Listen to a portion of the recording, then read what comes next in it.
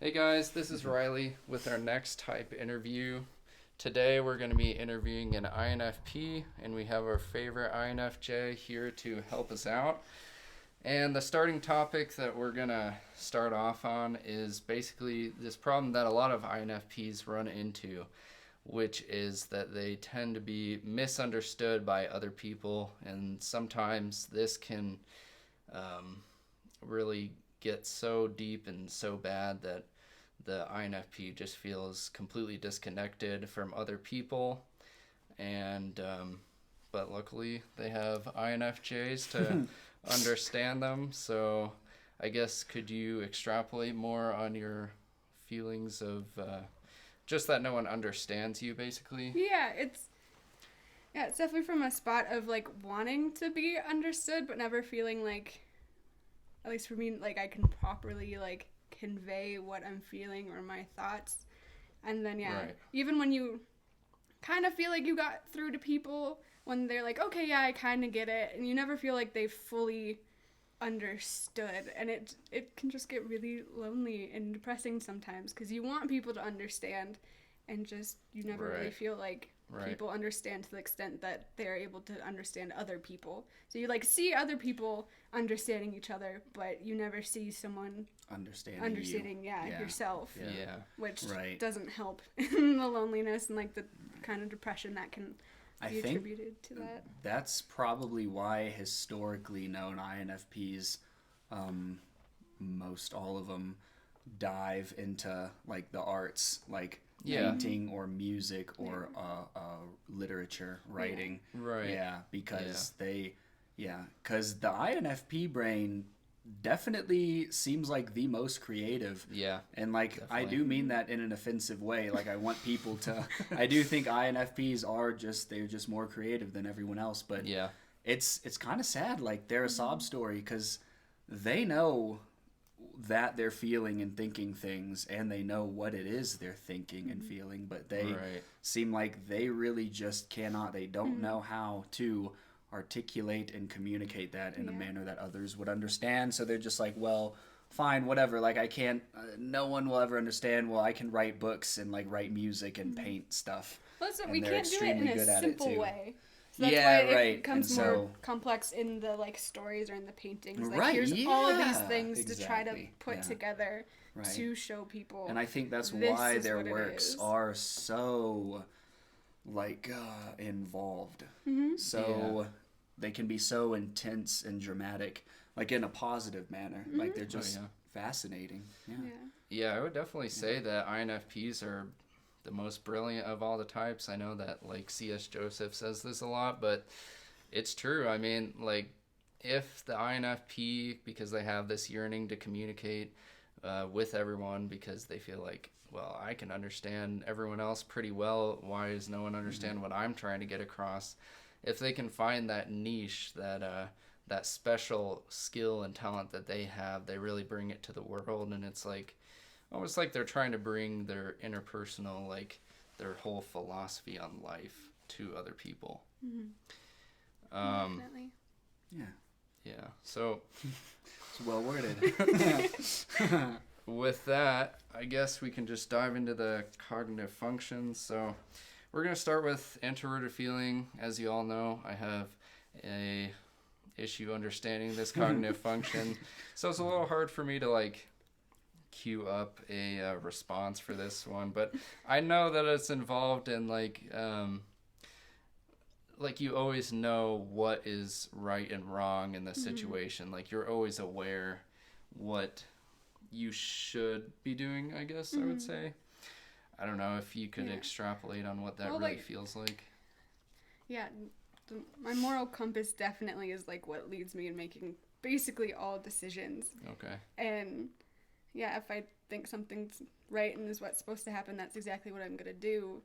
But it can also translate into like how I react to others doing things. Is Okay. that if I see someone who's doing something like I don't think is really morally right, I kind of, I don't want to say take personal offense, but I kind of get like a little uptight about it. Like, why are you doing that? But Yeah. don't you know that's not right? And Okay. can affect how I respond to other people's reactions pretty harshly sometimes.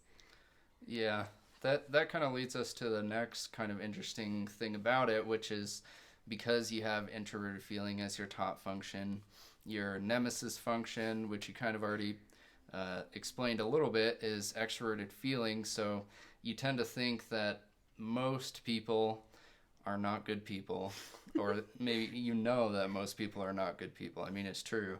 Yeah.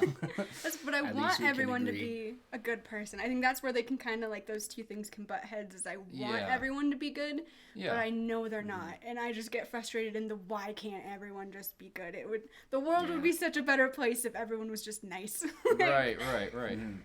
That definitely makes sense, and that's definitely relatable for me because it's a little bit of the opposite.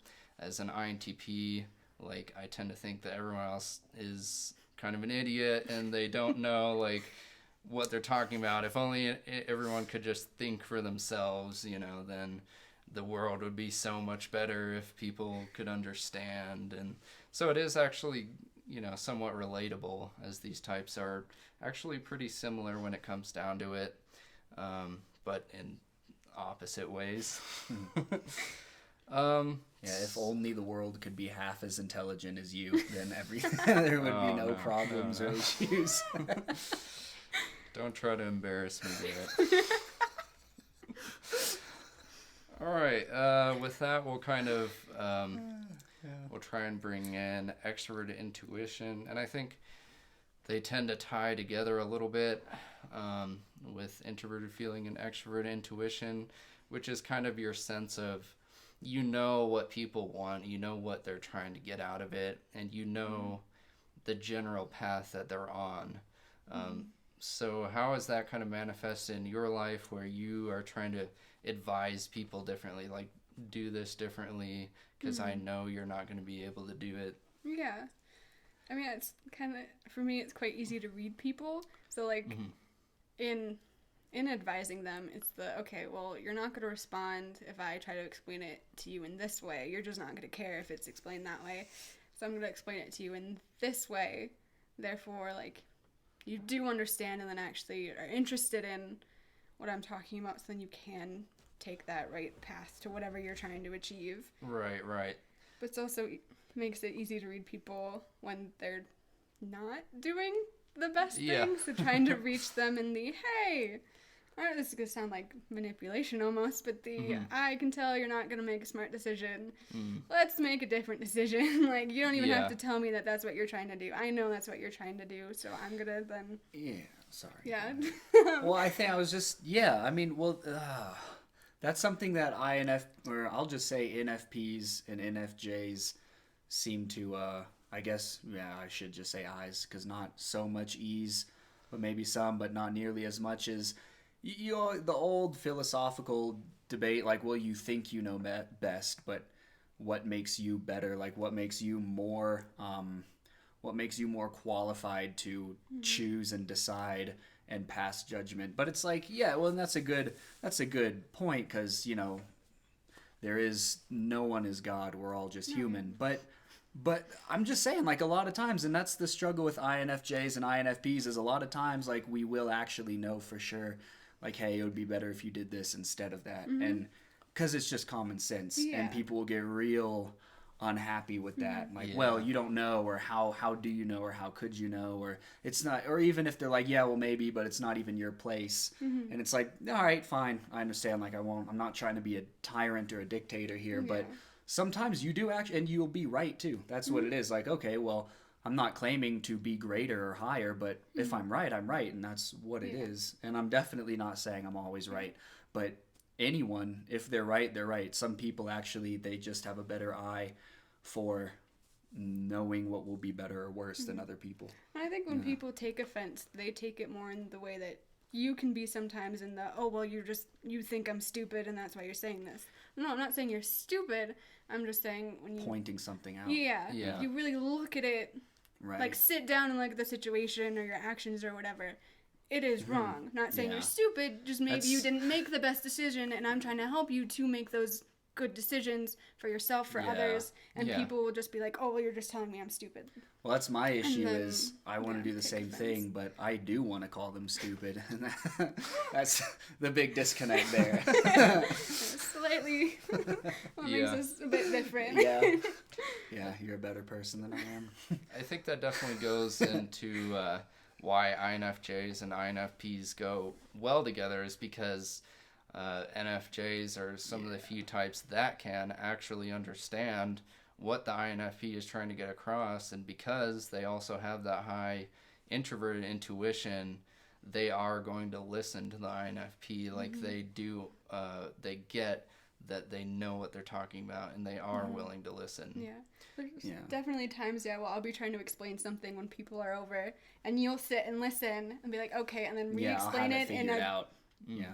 way that other Right, people will actually right. understand, and that's when people are Yeah. like, oh, and then it's really reassuring to me that Right. you understand and then are able to help me with. Yeah.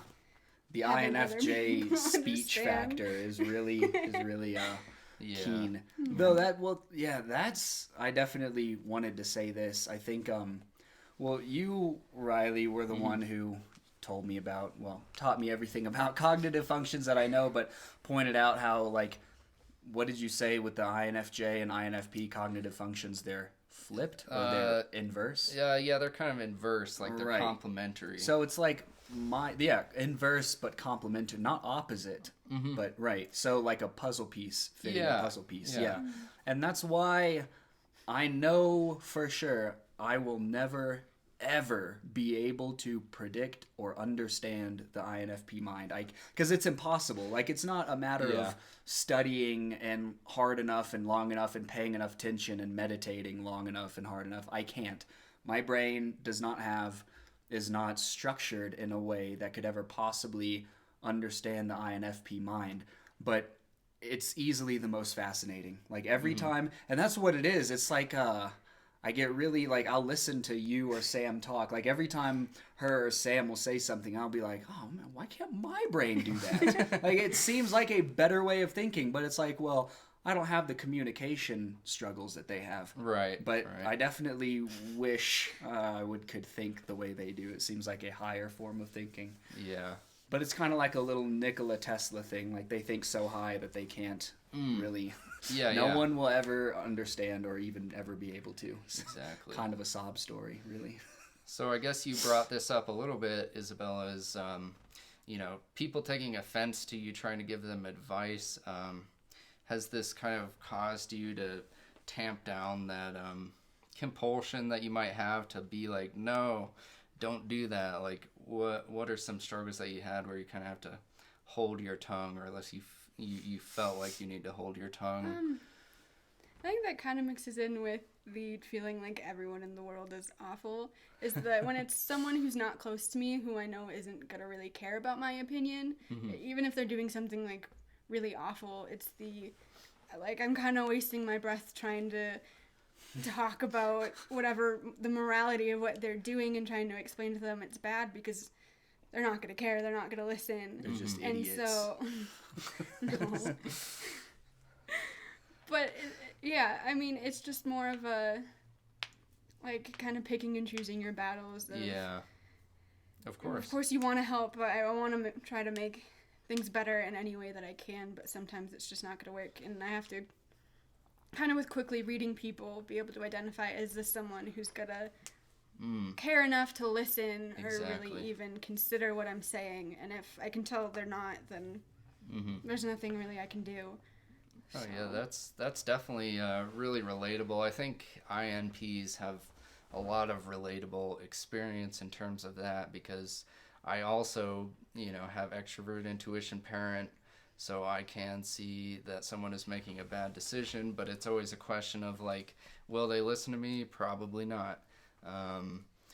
And like you said, it's a struggle for us INPs to try and find the right people, and that's why we try so hard to read people beforehand, so we can find those people who actually understand and listen to us. Oh, for sure.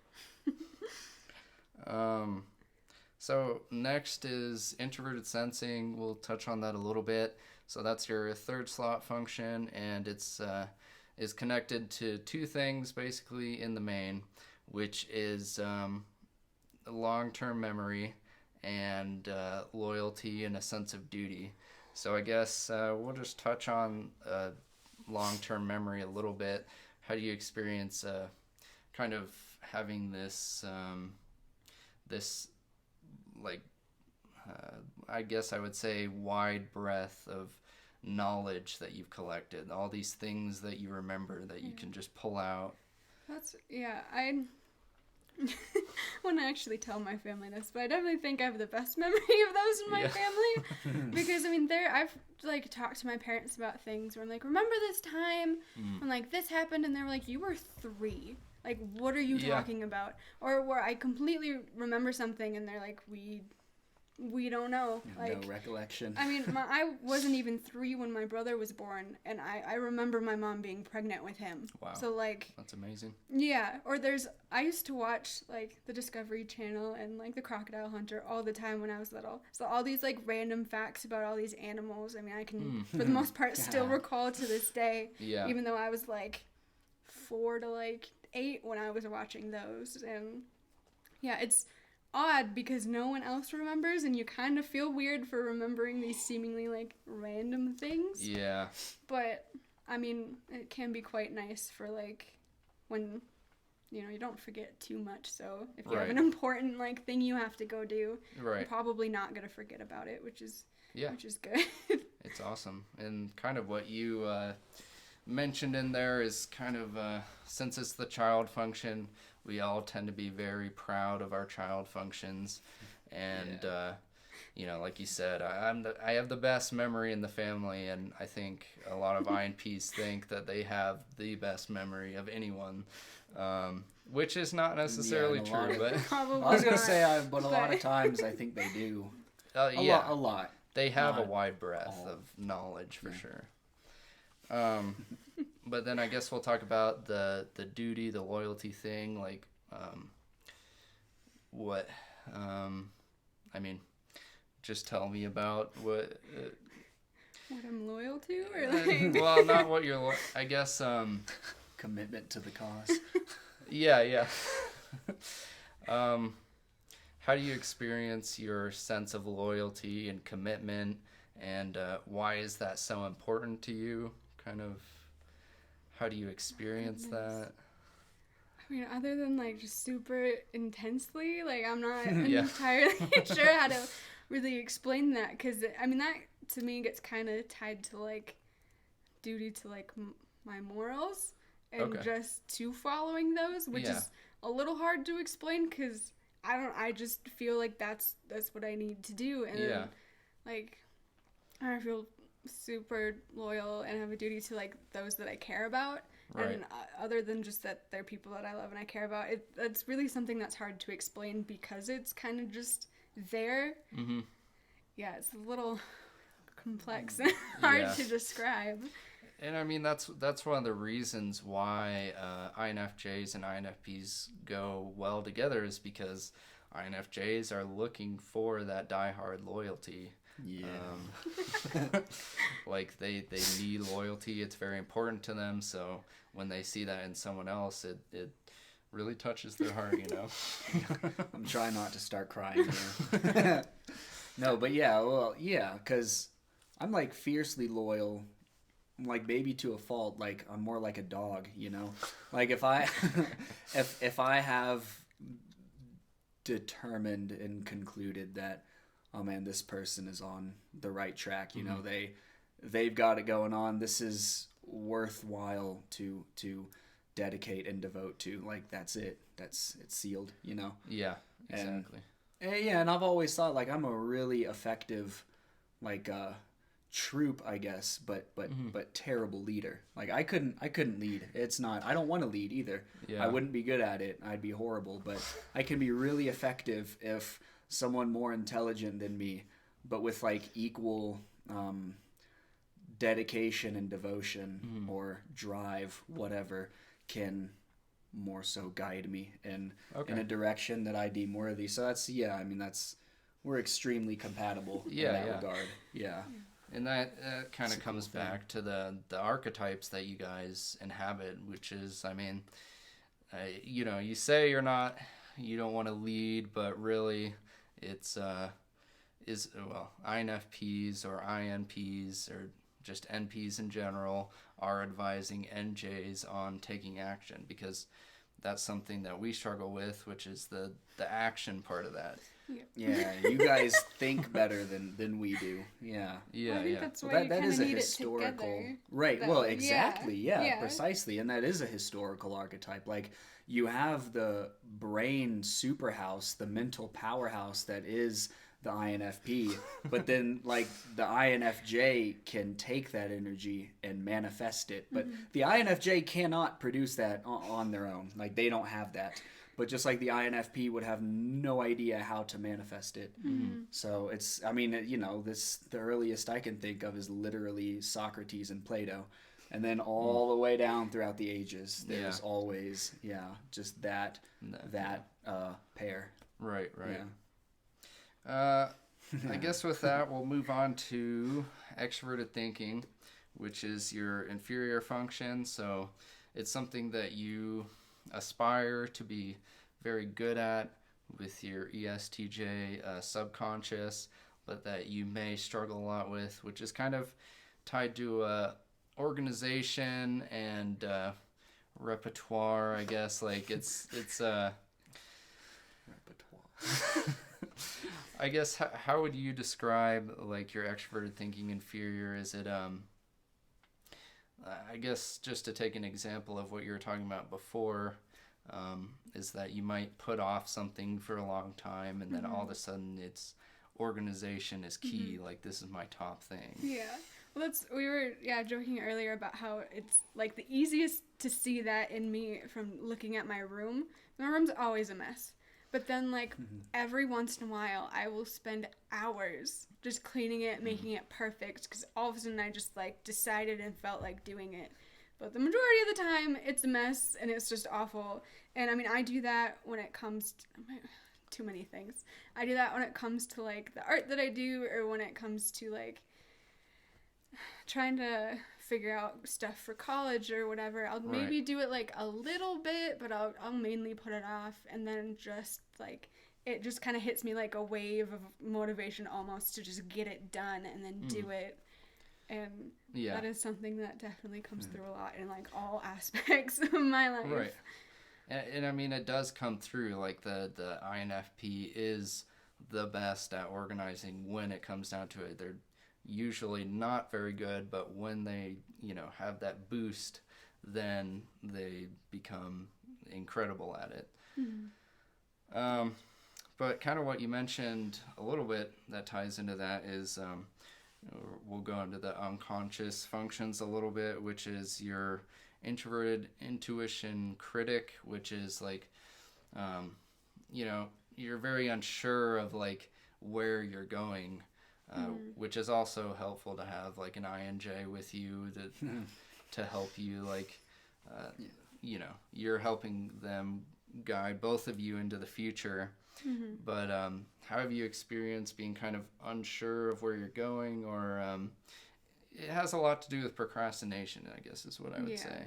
I mean, I obviously definitely put things off, but is the like, again, using college as an example of like, do I go back to school? Because I'm not in school at the moment, but then what kind of repercussions would that have? What would I have to do to then be able to, like, how would that affect work? How would that affect, like, my life with my family, or, like, my social life or things? And then if I were to go back to school, well, what would I go for? And how would all of those various things, like, how would they lead me into whatever in the future? But Right. I'm not sure how that would affect any of those. Yeah. And so it's overwhelming, honestly, because it's just so unsure, and I want to know, and I want to try to start to figure it out, but I can't, like, there's so much unknown and so many possible, like, ways it could affect my life that I just put it off because it's just too much to think about. Right. And it's kind of like ties into your extrovert intuition parent, whereas like you see all these people making these bad decisions that, you know, I would never do that. So then it kind of makes it so that you're scared to make any decision. Yeah, because I don't want to think I'm making the right decision and then end up making like the worst decision I could have ever made. Right. And that's kind of that like looming fear of that possibility can just make it too much. And then, yeah, I just won't do anything. Yeah. Just in case. Like, right. So, and then I guess that does actually tie in a little bit with your blind spot function, which is extroverted sensing. So this basically means that you tend to be pretty unaware of the physical environment and the moment, or doing things in the moment, and like you said, you're so busy thinking about it that you never actually do something. I guess you want to talk a little bit about, you know, we have this in common, we're both very clumsy, like we're not very aware. Yeah.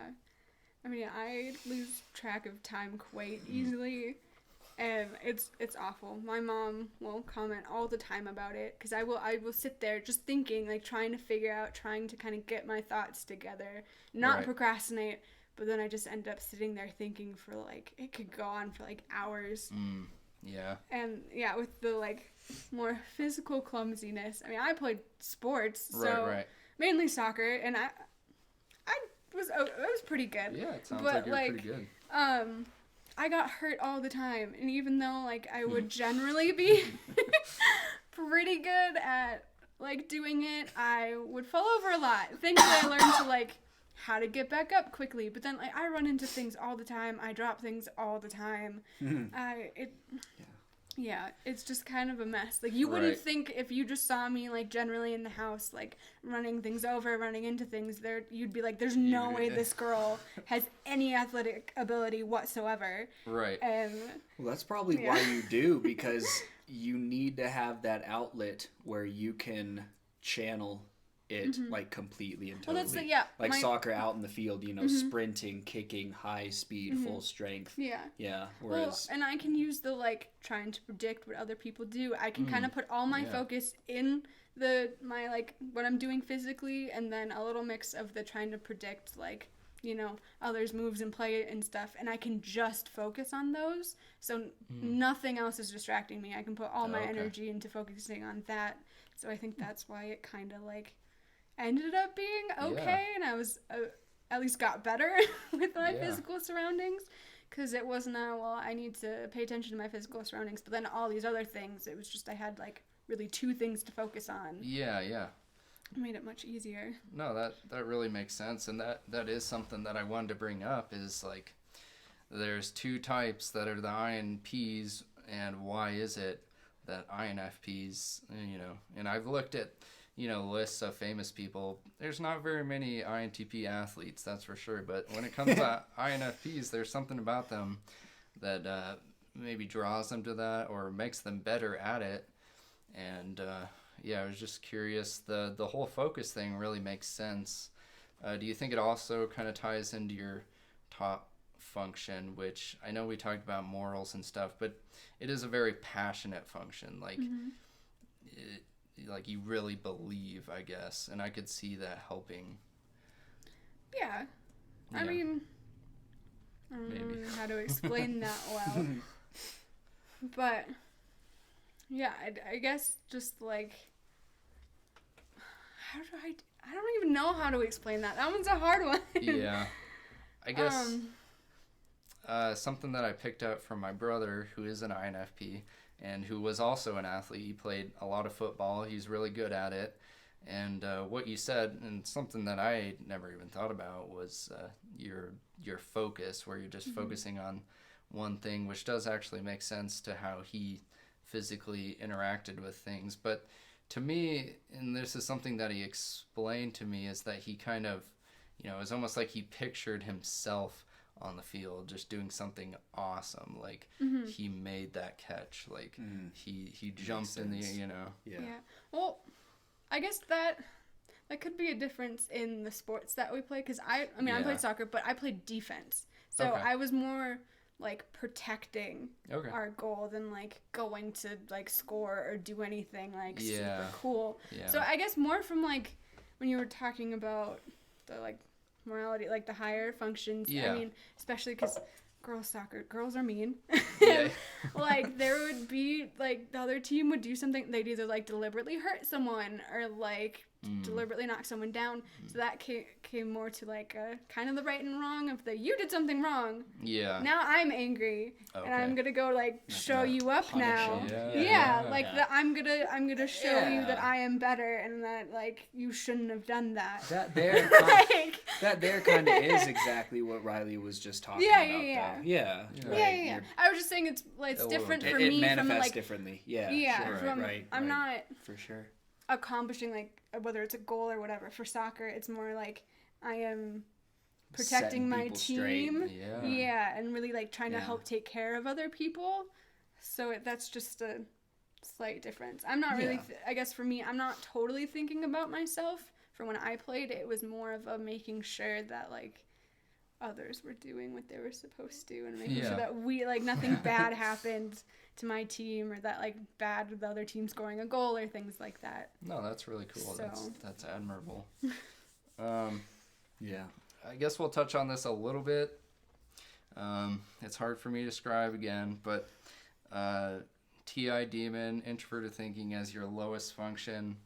How does that kind of manifest? In our last video, our ISFP kind of explained it being like trying to logically deduce why someone would feel this way or do this immoral action. So how exactly have you experienced that? Well, like you said with the immoral actions, like it is the when someone does something wrong, and I try to sit there and think about. It's really hard for me to think about the like, but it was wrong. Like, why would you even Yeah. consider doing that? Like, it's just kind of like this barrier for me of not being able to understand always or like logically think through. Oh no, this is why this person would do it. Right. For me, it's it was wrong. Or like Yeah, they shouldn't have done that. So Yeah. I just Yeah, don't that's how I understand, think. like, Exactly. and trying to take the time to think about it. Sometimes that can just kind of like overcome me, and I think about it too much because it's so hard for me to really understand. Yeah. And yeah, and I'll just sit there and try to think about it and try to, I guess, not justify it, but like try to figure out how they could justify Yeah. it to themselves from my moral standpoint. And I think that's why I get so stuck with it. Is 'cause Yeah.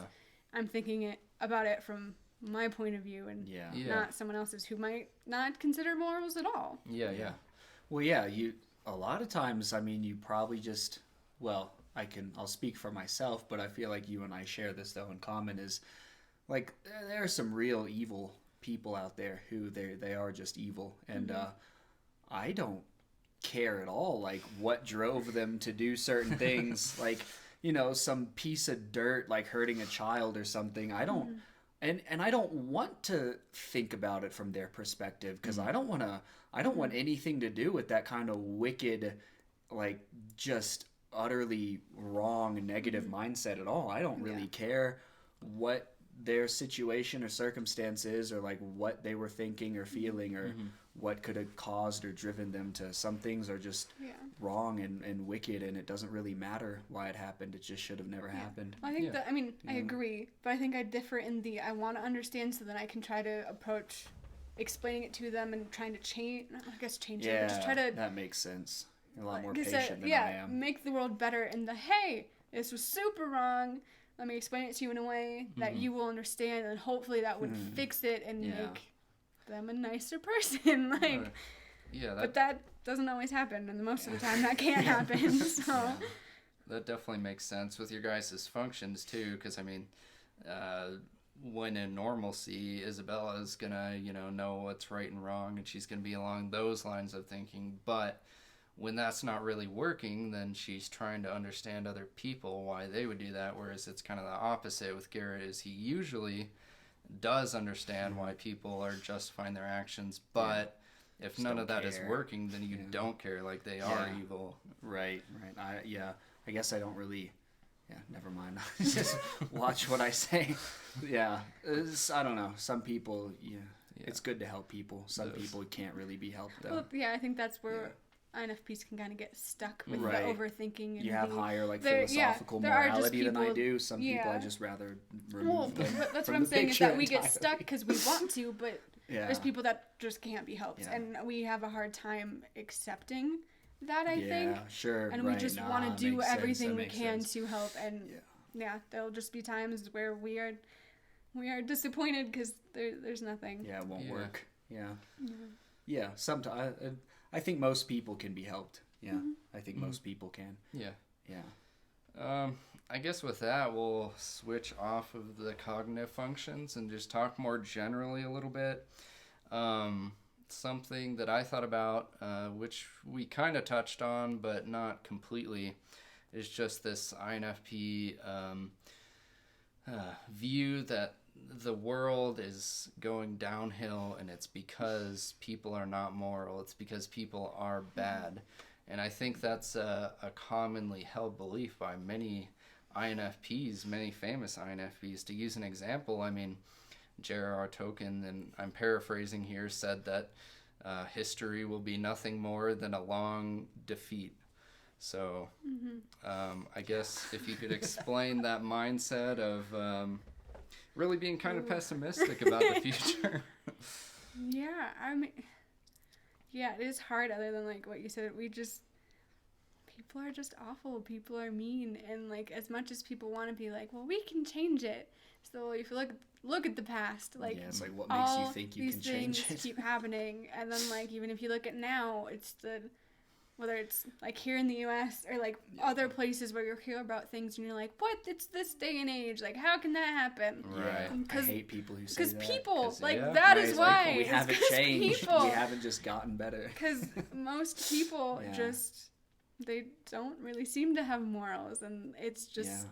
And they don't feel bad how, about it yeah, either. and it's Yeah, they just don't how the care. world is, and we can try to do everything like we can to change it. And I know I want to do everything I can to change it, I know. but I do. in a very pessimistic way. Right, It's- right. I mean, it'll change for some people, which is awesome, and it kind of helps me to not just become depressed and Yeah. like, why am I doing all this? Because it will matter to people, some people's lives, but in the long run, or in like the grand scheme of things, is I don't feel good about the Yeah. world changing and becoming better as a whole, Right. because there will always be these people who just don't care, who just don't have morals, who are like, well, Yeah. I'm just gonna do whatever I feel like doing, and not considering others or their feelings or how things will affect people. I mean, there's always going to be those people. Yeah, Yeah. yeah. So Of course. I mean, that's a really typical archetype for INFPs.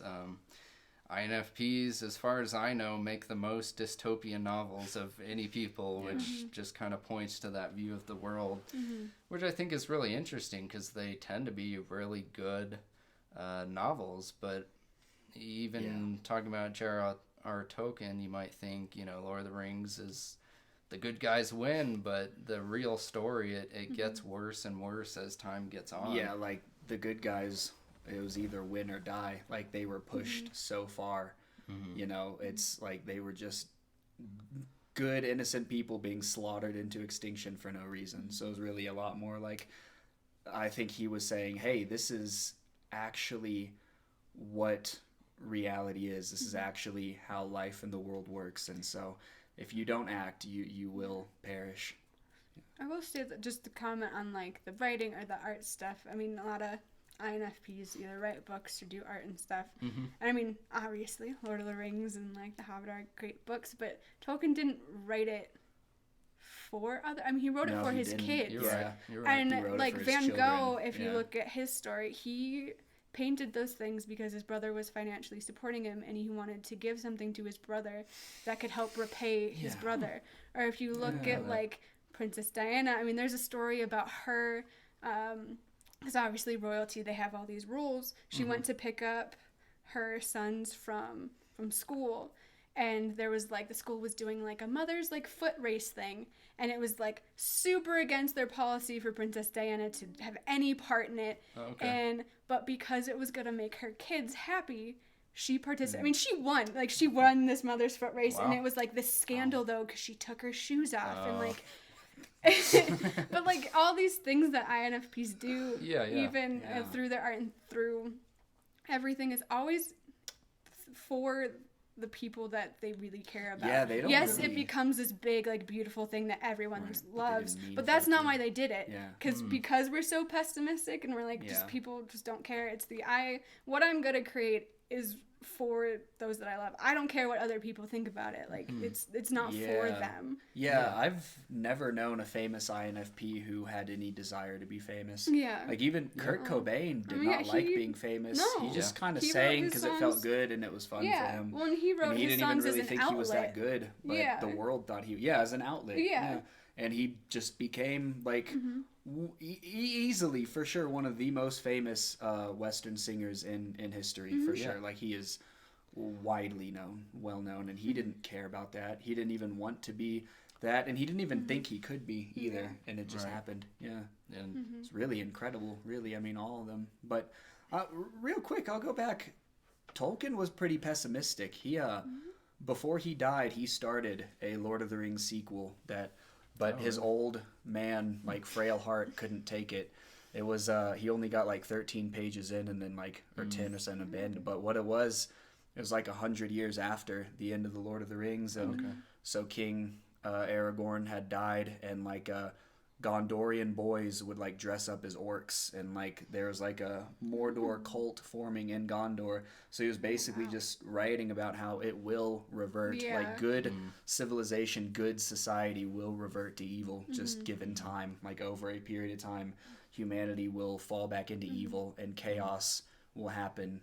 Like, good innocent people will get hurt and killed, and then, you know, if you have the right people, they'll pull each other out of the ashes. But Right. I mean, that quote you just said about him, like, it is a cycle. He knew, like, that's how life in the world works. It's a tragedy. It's a catastrophe. That doesn't mean there's no good. There's a lot of good. Tolkien knew there was good, or else he would not have written those books. There's so much good, plenty of it, but you gotta realize and understand that it's always gonna get bad. Always. You gotta do everything you can to make it good and keep it good. especially, and like Isabella was saying, for those specific people that you care about, you know.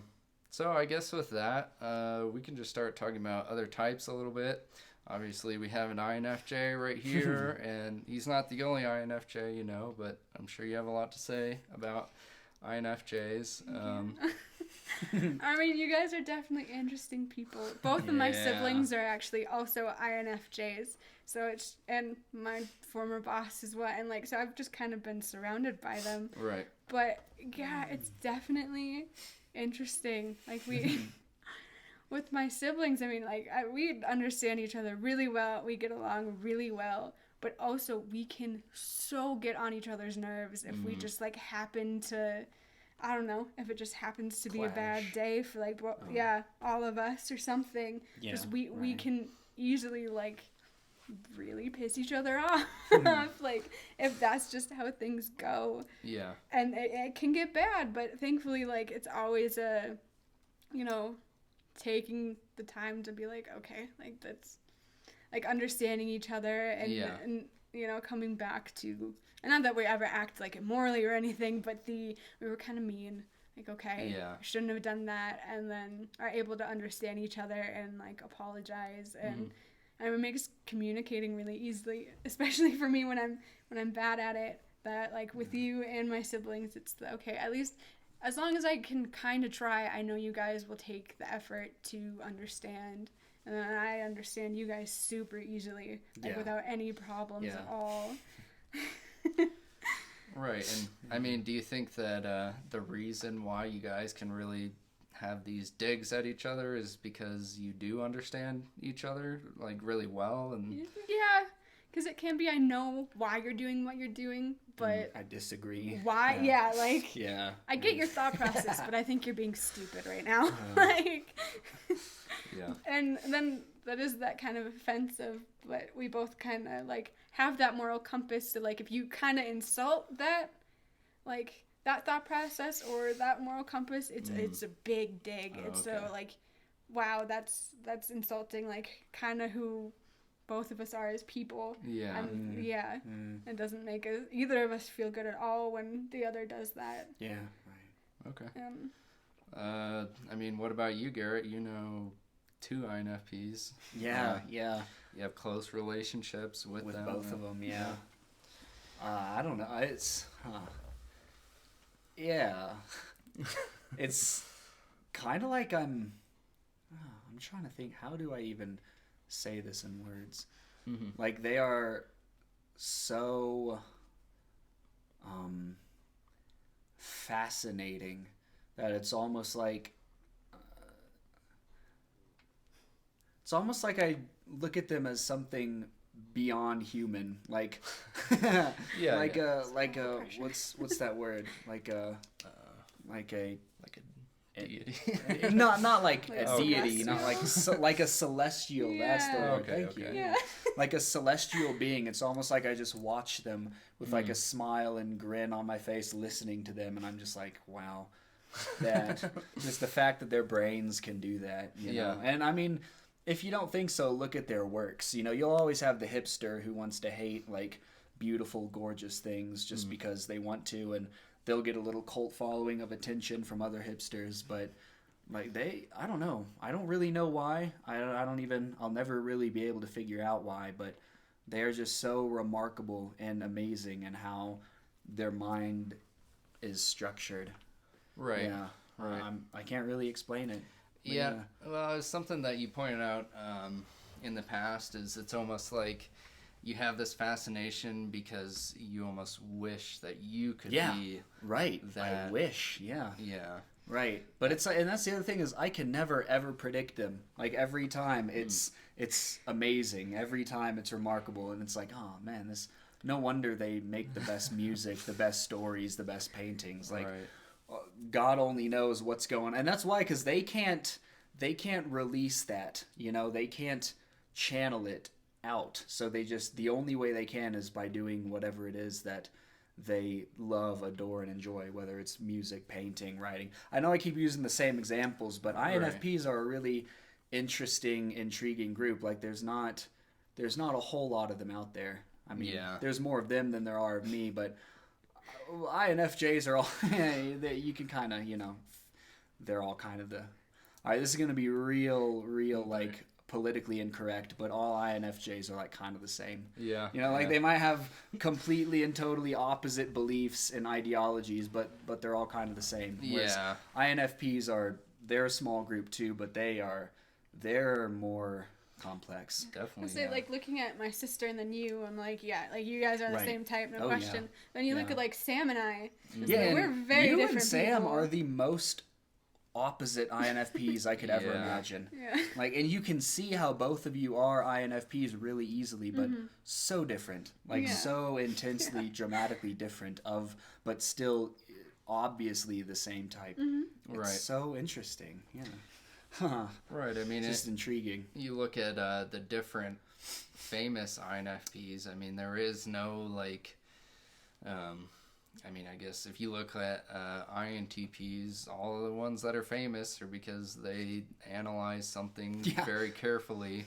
And then wrote volumes of books on Right. it. And then like INFPs, you have people like William Shakespeare, and then Yeah.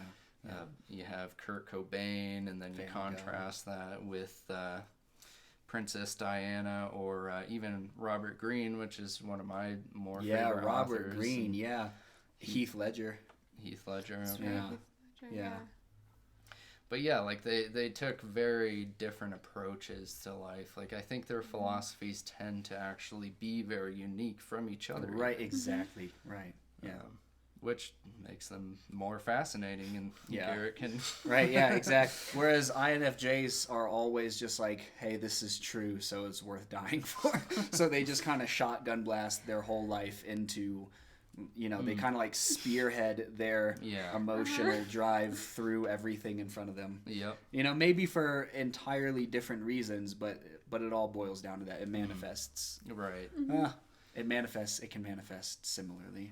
I don't know. There's INFJs. It can be a touchy. got to be careful Touchy which ones you're talking about. Yeah, you gotta be careful.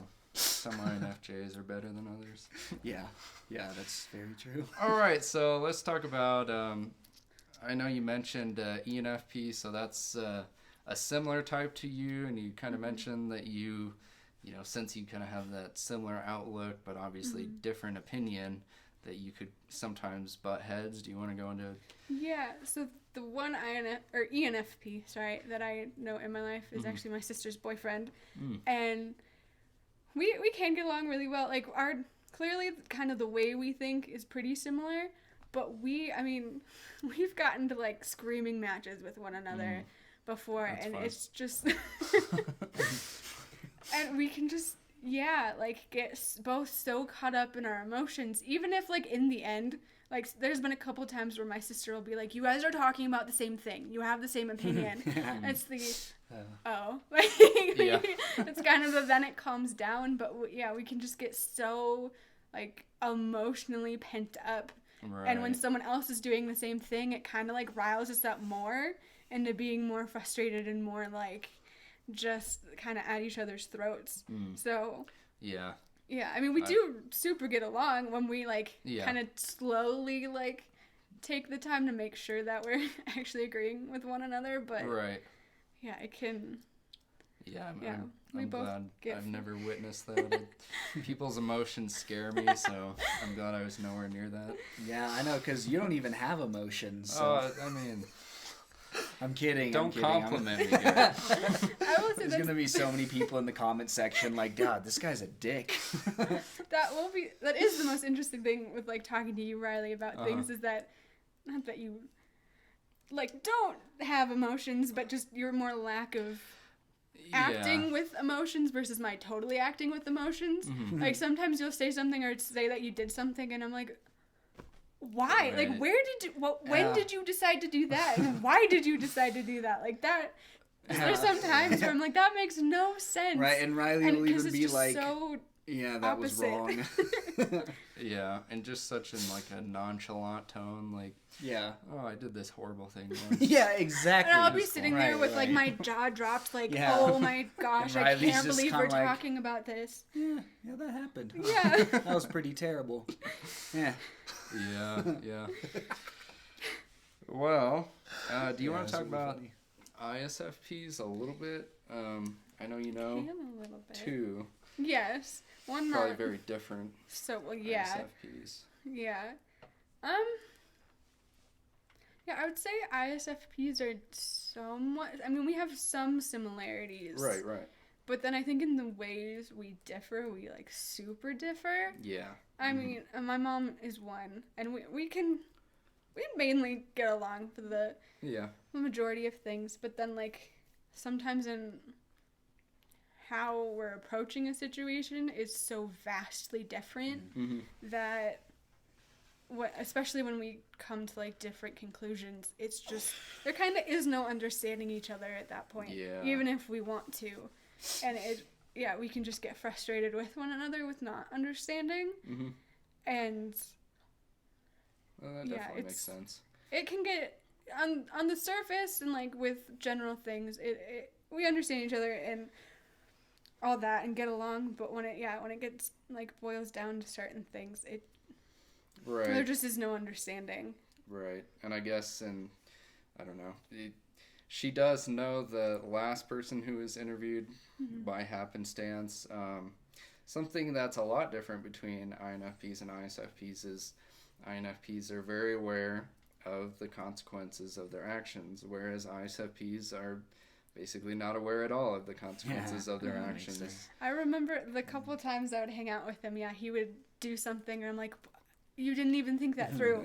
Like, I saw that was going to happen and you were like, I want to do this thing. Right. Then, something would happen, something would break, or like you'd get hurt. I Yeah. was like, of course that was going to happen. Like, did you not, like, think See about that coming. what could have happened? And Right. that's, And I think that goes into why like Definitely typology is so valuable to people, because now you understand why, like that's how Yeah. he thinks. well, that's when you were huge. telling me about it, and it made a whole lot of sense. It's like, Right. now I can now understand better who who those people are, and Right. yeah. Okay, I guess with that, we'll just close out. I don't know if you thought about this, but do you have any Did actually advice to give to other INFPs? Yes, and this is kind of connects back to the intro thing, and something when you guys were talking about Tolkien that I thought about that he would do is that Tolkien would go on like walks and things, and apparently people would hate going on walks with him because he would like stop to look at every little detail. every flower, like every part of a tree. And I definitely do that, and I think every INFP needs. It is the stop and smell the roses. Like we especially are a type that need to do that because we can think about, oh well, the world's awful, people are awful, and I think we need to remind ourselves to stop, look at the little things, look at the small beautiful things that are around you, to not allow yourself to get so down about the world, because as awful as the world can be, sometimes there is beauty, whether it's in other people or just in like your surroundings, and I think that's definitely something that INFPs need to remember to do. That's a beautiful thing. That's really good advice. Take a break from the stress and just enjoy being alive. Yeah. Well, thank you guys for being part of this interview. Thank you, Riley. We'll see you guys next time.